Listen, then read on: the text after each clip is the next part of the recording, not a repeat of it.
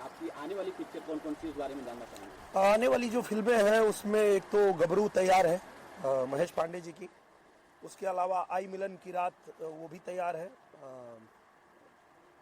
MI. Raj ji ने direct किया है। उसके अलावा एक और फिल्म अभी हम लोगों ने कंप्लीट किया लखनऊ में, जान लेबू का, मैंने और अक्षरा सिंह जी ने। और इसके अलावा एक और फिल्म है निरहुआ द लीडर, जो लॉकडाउन की वजह से तैयार तो थी पर रिलीज नहीं हो पाई थी, अब जो है वो रिलीज होने जा रही है। तो ये सारी फिल्में हैं आने वाली। भोजपुरी फिल्म की बात कर रहे हैं, लेकिन हम उस योगी जी के बारे में भी बात करना चाहेंगे। योगी जी इंटरनेशनल टाइप की जो एक फिल्म सिटी बना रहे हैं, काफी कुछ कंफ्यूजन है काफी कुछ लोगों के बीच में, थोड़ा सा आप उस बारे में क्लियर कर देंगे? देखिए, मैं यही बताना चाहूँगा, उस जो फिल्म सिटी बन रही है उस फिल्म सिटी के बनने से मुंबई के फिल्म सिटी पे या हैदराबाद की फिल्म सिटी पे कोई असर नहीं पड़ने वाला है। वो फिल्म सिटी जो बन रही है वो अंतर्राष्ट्रीय आप कह सकते हैं कि लेवल की बनने जा रही है। और वहाँ सारी इंडस्ट्री के लिए, चाहे वो मराठी इंडस्ट्री हो, चाहे भोजपुरी हो, चाहे वो पंजाबी हो, चाहे गुजराती हो, जिनको भी कोई मतलब हाईटेक जो टेक्नोलॉजी है उस पर कुछ उनको करना है, काम करना है, तो वो लोग वहाँ पे जा कर के काम करेंगे। तो मुझे नहीं लगता है कि उस फिल्म सिटी से किसी को भी कोई चिंता करने की आवश्यकता है। वो पूरे देश के लिए शान की बात है कि हमारे भारत में एक ऐसी फिल्म सिटी बनने जा रही है जो अंतर्राष्ट्रीय स्तर की फिल्म सिटी होगी। एक लाइन के गाना सर, मैं भारत की युग का नया निर्माण है। अरे वाह, वो पंच लाइन जबरदस्त। हाँ बिल्कुल। और मुझे लगता है कि वो लाइन आई ही इसलिए थी कि मुझे एक दिन किसी ने पूछा कि आप में और प्रवेश जी में इतना मतलब प्यार कैसे है, लगाव कैसे है। ठीक है, होता है, एक उम्र तक होता है, उसके बाद कहीं ना कहीं भाई भाई आपस में नहीं साथ में रहते, अलग हो जाते हैं। आप लोग अभी भी साथ में ही हैं, जो कुछ आपका है सब कुछ उनका है, ये ऐसा कैसे है? तो मैंने कहा ये ऐसा इसलिए है कि हमने बचपन से ही जो हमारा निर्माण हुआ है वो रामायण देख के हुआ है। चाहे मैं हूँ, चाहे प्रवेश जी हैं, चाहे हमारे परिवार के कोई भी व्यक्ति हैं, उन्होंने रामायण देख देख करके और अपने चरित्र का निर्माण किया है। तो जब मंदिर बनने की बात आई, किसी ने पूछा कि ये मंदिर क्यों जरूरी है भारत में, तो मैंने कहा मंदिर इसलिए जरूरी है कि हमारे आने वाली पीढ़ी को भी पता होना चाहिए कि राम कौन थे और उनका किरदार क्या था, कैसे वो आदर्श बेटा थे, कैसे आदर्श राजा थे, आदर्श भाई थे। तो वो हमारे आने वाली पीढ़ी को भी एक दिशा मिलेगी। तो इसलिए मैंने वो गाना बनाया था, नए भारत के नव युग का नया निर्माण है मंदिर, नए भारत का नव युग में नया निर्माण है मंदिर, और सनातन धर्म है जिनका न समझे मर्म मंदिर का। जो लोग इसी सनातन धर्म में पैदा हुए हैं और फिर भी अगर पूछते हैं कि ये मंदिर क्यों बन रहा है, तो उन्हीं मूर्खों के सीने में ये सीधा बाण है मंदिर। धन्यवाद। हमारे देश के ऊपर कोई भी आंख उठाता है तो उसको दौड़ा के मारो, घुसा के घर में मारो, तो ये छूट तो दिया है। कभी कभी सर छूट भारी पड़ जाता है, जैसे महाराष्ट्र मुंबई में घटना घटी है अंटालिया पे, जैसे कि एक पुलिस ऑफिसर अरेस्ट हुए हैं, उनको इतना छूट दिया गया था कि वो खुद बम रख के गाड़ी रखवा रहे थे। देखिए क्या है, समाज में अच्छाई बुराई दोनों है। आप ये नहीं कह सकते कि हर व्यक्ति अच्छा ही है, हर जगह ही अच्छा है। अच्छाई बुराई हमारे अंदर भी है, आपके अंदर भी है। तो हम ये भी नहीं कह रहे हैं कि पूरा जो 130 करोड़ जनता है वो सब लोग जो है अच्छे ही हैं। उसमें कुछ लोग ऐसे भी हो सकते हैं जिनकी मानसिकता जो है वो गलत राह पे चली जाए, वो किसी लालच में आके, लोभ में आकर के और गलत रास्ते पे चले जाए। तो कानून है, उसके लिए उनको सजा देगी। मुंबई में एक पॉलिटिकल आप भी होते हैं, पॉलिटिकल क्वेश्चन सर, माहौल बहुत खराब चल रहा है पॉलिटिक्स को लेकर। खास करके गृह मंत्री का नाम आ रहा है कि मुंबई से सिर्फ 100 करोड़ का मांग कर रहे थे, अभी ट्रांसफर को लेकर कई सारे घोटाले सामने आए हैं। जो बीजेपी के लोग हैं वो लोग लगातार यहाँ पे महाराष्ट्र राष्ट्रपति शासन की मांग कर रहे हैं और गृह मंत्री का इस्तीफा मांग रहे हैं, लेकिन यहाँ के मुख्यमंत्री इस पूरे मुद्दे पर अभी तक कुछ नहीं कह रहे हैं। मुझे लगता है कि राजनीति में हम लोगों को नहीं पढ़ना चाहिए। इसलिए नहीं पढ़ना चाहिए क्योंकि पक्ष विपक्ष जो होता है एक दूसरे पे आरोप प्रत्यारोप करते रहते हैं, वो उनका काम है। अभी हम लोग फिल्म के माहौल में हैं तो यहाँ पे हम लोगों को उसमें पढ़ना ठीक नहीं है। सर, आपसे जानना चाहेंगे, पोस्टर में एक छोटी सी लड़की का दिखाई गई है, उस बारे में कुछ प्रकाश डालना चाहेंगे? वो भैया बताएंगे। हाँ सर, आपसे बात करें। वो छोटी सी जो बच्ची है फिल्म के अंदर है, कैरेक्टर के अंदर है, ये दिनेश जी ऋतु जी की छोटी बच्ची है, सिनेमा के अंदर है। वो कुछ सिनेमा का केंद्र बिंदु है, जो मतलब जो अपने इनके घर में जो है उन्हीं की वजह से सारी घटनाएं घटती है, वो इसलिए केंद्र बिंदु बना हुआ है। सर तो रुक रहे हैं, सर के पास जरा सवाल मेरा है, क्योंकि ये एक लेखक पूरी जिंदगी सर के पास जरा मैं बोल थोड़ा सा आ जाएगा राजीव आ जाएगा। निर्माता नहीं, राइटर भी है। हाँ जी सर, पूछिए ना भाई। सर एक निर्माता है और लेखक भी आपने लिखा भी। एक लेखक जो है पूरा जिंदगी जी लेता है, पूरी स्टोरी है अपने आप देख लेता है। तो कितनी भव्य पिक्चर बनेगी पिक्चर? इसमें डायलॉग पे काम चालू है, एक स्क्रीन प्ले ब्लॉक हुआ है क्योंकि जल्दी में हो रहे थे। इसमें कुछ सब्जेक्ट ऐसा है कि इसको मैं बिल्कुल ही सर निर्वा जी ने कहा अभी कुछ चीज़ें उन्होंने भी सीक्रेट रख ली, कोई लीक नहीं करना चाह रहे, क्योंकि ये एक अलग सब्जेक्ट हटके है थोड़ा। कहानियाँ तो सभी लिखते हैं हटके, हर कोई राइटर बोलते हैं मैंने हटके लिखी है। तो ये वाकई में कुछ है सब्जेक्ट जो आमतौर पे इस भोजपुरी फिल्म में देखने को नहीं मिला हुआ। इस तरह का कुछ सीन्स ऐसे हैं। सर, जब आप आर्मी की फिल्म बना रहे हैं, अगर आप एक छोटी सी भी गलती करने का लिखने में, जैसे बताए थे कि कुछ इनका ड्रेसअप होता है, उस बारीकी को ध्यान में रखिए। मैंने काफ़ी गूगल पे कुछ चीज़ें देखी है। मैंने इस तरह सब्जेक्ट नहीं, मैंने मराठी, हालांकि ओम जी को पता है, मैंने बहुत फिल्में लिखी है, मैं तो महेश माजरे सबके साथ, मगर भोजपुरी का एक शौक था। मैंने सीता फिल्म भी लिखी थी, तो ध्यान पे डाकू कैसे बनते हैं उस टाइम भी मुझे मालूम नहीं था, मैंने कभी आर्मी बॉर्डर नहीं गया, मगर गूगल पे काफ़ी उनके कॉस्ट्यूम, हेयर स्टाइल, ये सब आजकल गूगल में मिल जाता है, ये था। और इसमें आर्मी की बहुत एंट्री लेट है, मगर वो हाईलाइट है हमारे देश के किस तरह के, मतलब उनके एक डायलॉग पे ही आपको क्लियर हो जाएगा सर के कि अब देश पे जब भी संकट आवेला आर्मी आगे आवेला, मतलब ऐसे से कई सारे डायलॉग मिलेंगे। तो उससे आपको खत्म हो जाएगा 15-20 मिनट में जो आर्मी आती है पूरी पिक्चर को हाईलाइट कर देती है। जी मैम, आप क्या कुछ शुभकामना देना चाहेंगे फिल्म को? आप बैठे। नमस्ते, मनोरमा सिंह बोल रही हूँ। इसमें नाम ही इतना अच्छा है कि इसके आगे मैंने ये नाम से ही लग रहा है कि लोग के लिए, पब्लिक के लिए कितना इसमें दम होगा। एक नाम ऐसा चीज़ है कि नाम से ही लोग प्रोत्साहित हो जाएंगे। तो इसमें मैं क्या करूँगी बताऊँ, ज़्यादा खास करके जब पिक्चर बनेगी तो ऑलरेडी सबको पता चलेगी, देख के ही सब लोग बताएंगे कि क्या है इसमें, वो ज़्यादा बेटर रहेगा मेरे हिसाब से। गोविंद भाई, सर क्या कहना चाहेंगे आज आर्मी की यहाँ पे शूटिंग भी और मूव भी किया गया? बहुत खुशी की बात है और बहुत समय से हम लोग प्रयास कर रहे थे, मैं भी और सुजीत भैया भी, कि हम लोग साथ में कोई फिल्म करें। और चूंकि फिल्में तो हमने बहुत सारी की है साथ में, पर तब भैया सहायक निर्देशक हुआ करते थे और उस समय हम लोगों ने 4-5 फिल्में साथ में किया था। पर भैया ने जब निर्देशन शुरू किया तब से हम लोग दोनों ही प्रयास करते रहे, कभी ऐसा संयोग बना नहीं।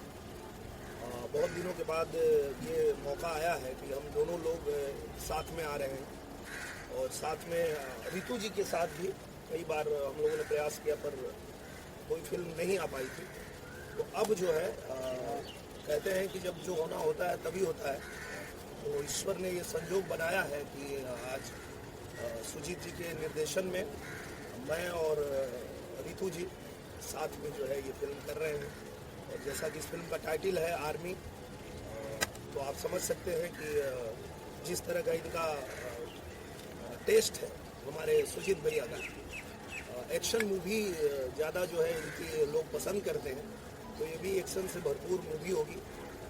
पर ये भी आप देख सकते हैं कि जिस तरह जिस लुक में ऋतु जी बैठी है, तो पारिवारिक बैकग्राउंड भी है सिनेमा में बहुत बढ़िया। तो फुल पैकेज मिलने वाला है। और चूंकि ओम झा जी हैं फिल्म के म्यूजिक डायरेक्टर, तो इसकी गारंटी पहले ही मिल जाती है कि फिल्म का संगीत जो होगा वो एक नंबर होगा। क्योंकि आज आप लोगों के आशीर्वाद से मुझे लगता है कि भोजपुरी की 90% फिल्में जो है वो ओम झा जी ही कर रहे हैं, अगर मैं गलत नहीं हूँ। सही बात, बिल्कुल। हाँ, ओम जी। तो ये उनकी मेहनत है, उनकी लगन है, उनके अंदर वो गुणवत्ता है कि उन्होंने प्रूव किया है अपने आप को। तो आज जो है हर निर्देशक, हर निर्माता चाहता है कि ओम जी उसकी फिल्म करे ताकि लोगों को अच्छे गाने वो दे सके। और बाकी गानों के मामले में हमारे जो सुजीत भैया हैं, इनका तो कोई जवाब ही नहीं है। मतलब जो गाना ये बनाते हैं जिस हीरोइन के ऊपर, उस हीरोइन का ट्रेडमार्क ही बन जाता है। एक गाना इन्होंने आम्रपाली जी के साथ बनाया, रातें दिया बुता के, और मुझे लगता है कि कोई ऐसा फंक्शन नहीं होगा जहाँ पे आम्रपाली जी जाएं और वो गाना ना परफॉर्म करे वो, या डिमांड ना आए।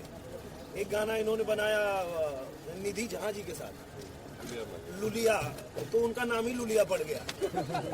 मतलब इस तरह का इनका भी है। तो मैं ऐसी उम्मीद रखता हूँ कि आर्मी में भी कोई ऐसा गाना दे कि मुझे भी आगे से लोग फौजी ही कहना शुरू कर दें। और रितु जी को भी कुछ एक ऐसा गाना दीजिए भैया कि इनका भी नाम कुछ एक ट्रेडमार्क बन जाए।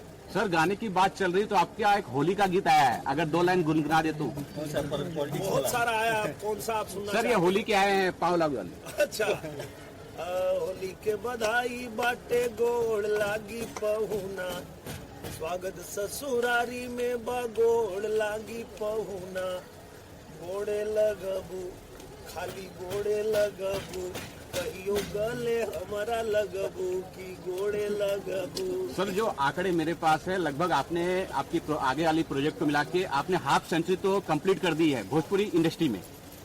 क्या कुछ बदलाव देख रहे हैं जो शुरुआत से लेके अब तक में? हाफ सेंचुरी नहीं, मैंने सेंचुरी मार दिया है। आपको जानकारी बता दूं कि मेरी 100 फिल्में पूरी हो गई और बदलाव तो बहुत हुआ है। मैं जब आया था भोजपुरी इंडस्ट्री में तो उस समय सिनेमा अभाव में बनता था। उस समय का सिनेमा ऐसा बनता था कि अगर कोई बहुत खतरनाक स्टंट करना है तो हमें जान की बाजी लगा के करना पड़ता था। जैसे आप लोगों ने देखा होगा निरहुआ रिक्शा वाला, वो रिक्शे के ऊपर से जो समरसॉल्ट मारना था, उस समय केबल नहीं था और 2 फाइटर जो है उसी रिक्शे पे गिर के हॉस्पिटल पहुंच गए। उसके बाद फाइट मास्टर भी सोच लिए हीरो नहीं करेगा और डायरेक्टर साहब भी सोच लिए कि हीरो नहीं करेगा क्योंकि इसके सामने ही 2 लोग घायल हुए हैं और केबल था नहीं। पर मैंने जान की बाजी लगा दी कि ऐसी जिंदगी से क्या फायदा है जब कुछ बन ही नहीं पाए। तो मैंने मारा था और वो शॉट दिया था और वही लोगों को पसंद आया था। सर, एक आम फिल्म जो बनती है जी, एक्शन मूवी बनती है वो अलग होती है, लेकिन ये आर्मी बेस है तो ये जो कुछ इसमें खास तैयारी करनी पड़ती है। हाँ, तैयारी तो बहुत करनी पड़ती है क्योंकि देखिए आप जब किसी ऐसी फिल्म को बनाते हैं जो किसी ऐसे खास सब्जेक्ट पे बन रहा है जिसमें कुछ नियम कानून होते हैं। जैसे आर्मी में अगर आप देखेंगे तो उनके कुछ हेयर स्टाइल का उनका कुछ रहता है, उनके कुछ बैच होते हैं, उनका कुछ चलने का तरीका होता है, ड्रिल होता है, बहुत रूल्स होते हैं बहुत सारे। तो उसको अगर आप फॉलो नहीं करेंगे तो वो अच्छा नहीं लगेगा। तो मुझे लगता है कि उसके लिए बहुत तैयारी करनी पड़ती है। सर, अगर तैयारी की बात करें तो आपने किसी सोल्जर से या किसी आर्मी ऑफिसर से ट्रेनिंग लिया है इसके लिए कुछ? हाँ, मैं आपको बता दूं कि मैं सिनेमा लाइन में आने से पहले ही आर्मी की फुल ट्रेनिंग ले चुका हूँ। जब मैं बंगाल में पढ़ता था तो बटालियन 1 जिसका नाम था बंगाल बटालियन 1, उसमें मैंने एनसीसी किया था। और एनसीसी इसलिए ही कराया जाता है कि भारत सरकार हमारे देश के बच्चों को आर्मी की पूरी ट्रेनिंग अपने खर्चे पे देती है और जब भी देश में आपातकालीन स्थिति होती है तो उनको बुलाया जाता है और उनको जाना पड़ता है, वो किसी भी फील्ड में हो। तो आज मैं भले फिल्मों में हूँ लेकिन अगर देश में कभी आपातकालीन स्थिति हुई तो मैं बॉर्डर पे जाके लड़ूंगा। इतनी ट्रेनिंग मैंने लिया हुआ है। मैम, आपसे जानना चाहेंगे कि आज इस फिल्म में आपका किस तरह का रोल है और आज यहाँ कुछ कोई शूटिंग कर रहे हैं उस बारे में बताइए। सबसे पहले अपने सभी दर्शकों को रितु सिंह। और इस फिल्म का मैं क्या बोलूँ, बिकॉज जो आर्मी टाइटल है अपने आप में बहुत प्राउडी टाइटल है। तो उसमें आप देख रहे हैं getup is just a married women है, न्यूली मैरिड वुमेन है, जो एक आर्मी ऑफिसर की जो वाइफ होती है उसका किरदार में प्ले कर रही है दिनेश सर के अपोजिट। एंड एक जो घरेलू हाउस वाइफ होती है उसका किरदार, उसका सपोर्ट क्या रहता है, ऑल अबाउट गेटअप यही है। और मुझे लगता है कि जो किरदार रितु जी निभा रही है हमारे हिंदुस्तान में, इसको हम कह सकते हैं कि इससे बड़ी जो बलिदान की देवी कह लीजिए, जो भी कह लीजिए, मुझे नहीं लगता है कि कोई हो सकता है जो आर्मी ऑफिसर की वाइफ होती हैं। आज हम आप अपने घर से बाहर निकलते हैं तो हमारे घर के जो परिवार के लोग हैं उनको पता है हम शाम को आएंगे, फिर भी वो 50 बार फोन करके और पूछते हैं कि आप कैसे हो, घर अभी आए नहीं, पहुंचे नहीं। आर्मी ऑफिसर की वाइफ का क्या कलेजा होगा, आप सोचिए कि वो बॉर्डर पे जा रहे हैं, पता नहीं जीवित वापस आएंगे कि नहीं, इसके बाद भी उनको भेजती हैं, तो उनका तो जिगरा मानना पड़ेगा और वो किरदार निभा रही है रितु जी। सुजीत जी, इस फिल्म के बारे में कुछ आप बता सकते हैं, कुछ कहानी के बारे में कुछ डिटेल देंगे? नमस्कार, हमारे यहाँ जितने भी मीडिया कर्मी यहाँ आए हैं सबको बहुत बहुत तहे दिल धन्यवाद। आर्मी के बारे में सिर्फ इतना ही कहूँगा कि जैसे भैया दिनेश जी अभी बोले कि हम दोनों भाई लगभग 10-12 साल से साथ में काम कर रहे हैं, तो एक होता है ना कि भैया का एक्शन पैटर्न, मेरा एक्शन पैटर्न, साथ में काम करने का संजोग बनते बनते संजोग में सबसे बड़ा हाथ जो है हमारे जो प्रोड्यूसर है मुरली लालवानी जी, इनका एक था कि नहीं दिनेश जी के साथ में काम करना है। और हमारी मैडम जो है मनोरमा जी, ये हमेशा बोलती थी कि आप किसी भी हीरो के साथ में काम करो, लेकिन दिनेश जी के साथ में काम करो तब मुझे लगेगा कि हम फिल्म कर रहे हैं। क्योंकि हमारे बच्चे लोग जब भी आते थे सेट पे तो हमेशा, आज भी बच्चे लोग बोलते हैं हम तो दिनेश अंकल के जाते हैं, जब बड़े हो गए सब करोड़े पड़ रहे हैं, लेकिन आज भी बोलते थे। सर, आपकी जो पिछली फिल्म है एक्शन मूवी है, सर ने भी बोला एक्शन मूवी आपने काफी अच्छे से डायरेक्ट करते हैं, ऐसी कोई पाइपलाइन में है मूवी जिसमें किसी भी तरह का मारधार नहीं है, ऐसी कोई है पिक्चर आप कर रहे हैं, डायरेक्ट कर रहे हैं? नहीं, वैसा नहीं। क्या होता है ना कि डिपेंड हमारा स्क्रिप्ट क्या है। जैसे भैया ने बोला आर्मी, ये एक आर्मी है, ये इस फिल्म के अंदर क्या है कि जो आज बॉर्डर पे, आज बर्फ में जगह जगह पे आदमी जान पे चल के आर्मी जो हमारे देश की सुरक्षा कर रहे हैं, उनकी वजह से हमारे चैन की नींद सो रहे हैं। तो कम से कम हम उस फिल्मों के माध्यम से वो हमारे असली हीरो है, जिन्हें भैया ने कहा कि नहीं हमारे जो असली हीरो है उसका प्रेजेंटेशन क्या होता है, लोगों तक कैसे पहुँचे, यही आर्मी। बिल्कुल। इसमें बेसिकली क्या बताना चाहते हैं, क्या मैसेज देना चाहते हैं फिल्म के जरिए? मैसेज यही है कि हमारे देश के जो सबसे बड़े हीरो हैं वो आर्मी के ही ऑफिसर हैं, आर्मी के ही जवान हैं।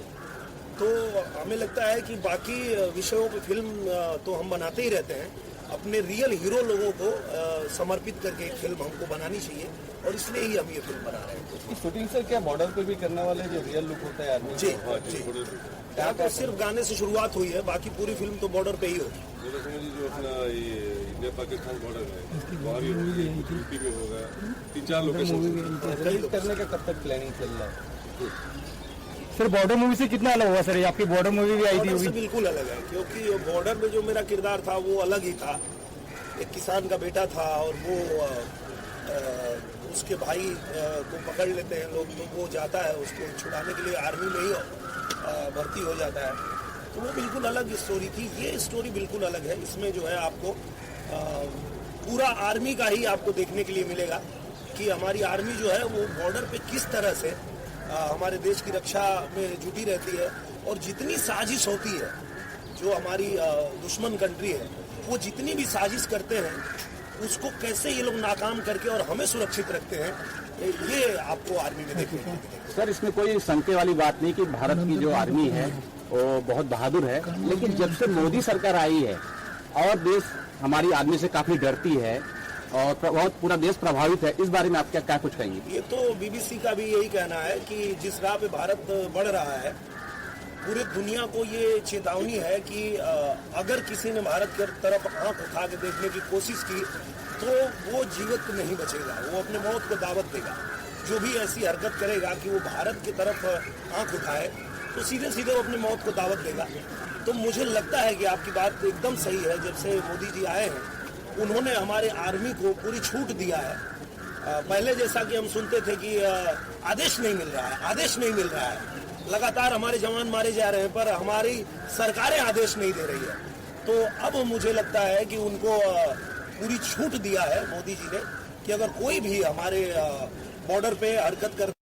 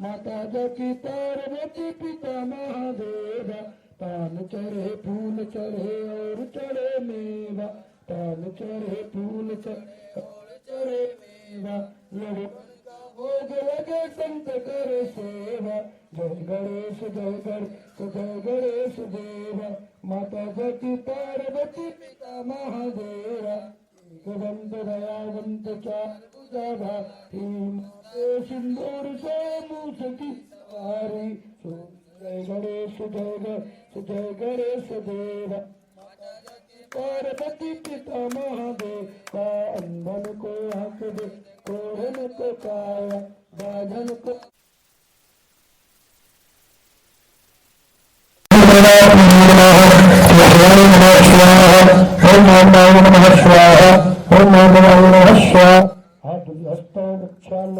स्वस्ति तलकम कुर्याद, स्वस्ति न इंद्र ऋतस्रवाः, स्वस्ति नः पूषा विश्ववेद, स्वस्ति नस्तार्क्ष्यो अरिष्टनेमिः, स्वस्ति नो बृहस्पतिर्दधातु। हरि ओम। देशभाग्यमारोग्यं देहि मे परं सुखं, रूपं देहि धियं यशो देहि दिशो देहि। हरि ओम। श्री सदे लक्ष्मी चन्द्रावहोरात्रि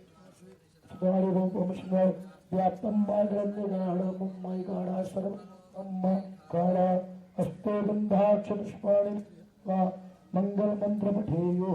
अक्षर पुष्प लेकर के उन सभी को नमस्कार करिए, प्रणाम करिए।